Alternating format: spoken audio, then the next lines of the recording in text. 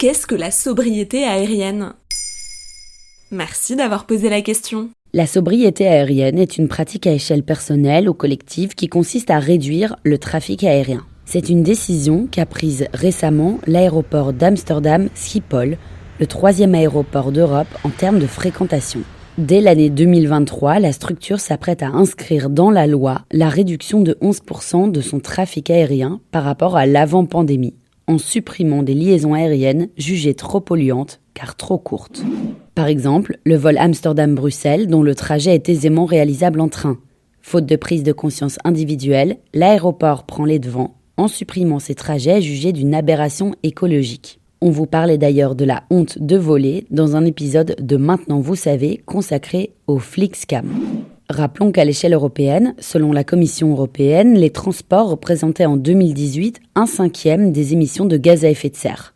Si l'on prend l'ensemble des émissions liées au transport, le train ne représente que 0,4% de ces émissions. Et l'avion en concentre 13%. Selon l'Agence de l'environnement et de la maîtrise de l'énergie, l'impact de l'avion sur le climat est 200 fois supérieur à celui du TGV. Donc c'est une bonne nouvelle pour l'écologie. La mesure de l'aéroport de Schiphol a évidemment été saluée par les partis écolos, y compris ici en France. La décision fâche l'industrie aéronautique néerlandaise qui accuse l'aéroport d'avoir cédé au populisme écologique tout en affirmant travailler d'arrache-pied sur des projets d'aviation durable, comme avec l'avion à hydrogène par exemple. Pourtant, le projet s'inscrit dans son temps, car en 2021, la France, l'Autriche, l'Allemagne et la Suisse se sont engagés à coopérer pour relier 13 villes européennes par un train de nuit d'ici à 2025.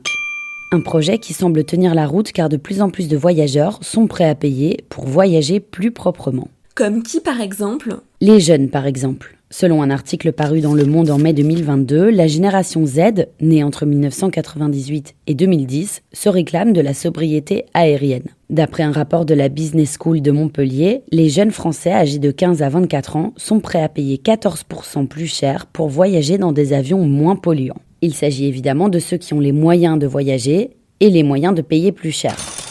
Difficile de savoir en revanche si ce mouvement initié par la population, et non par la politique, peut avoir un impact sur l'offre aérienne et contraindre le secteur à se verdir. Tant que les compagnies aériennes vendront des billets d'avion comme des petits pains, elles n'auront peut-être pas besoin de proposer autre chose que des voyages polluants. Voilà ce qu'est la sobriété aérienne. Maintenant, vous savez, un podcast écrit et réalisé par Johanna Cincinnatis. Ce podcast est disponible sur toutes les plateformes audio et pour l'écouter sans publicité, rendez-vous sur la chaîne Bababam Plus d'Apple Podcasts.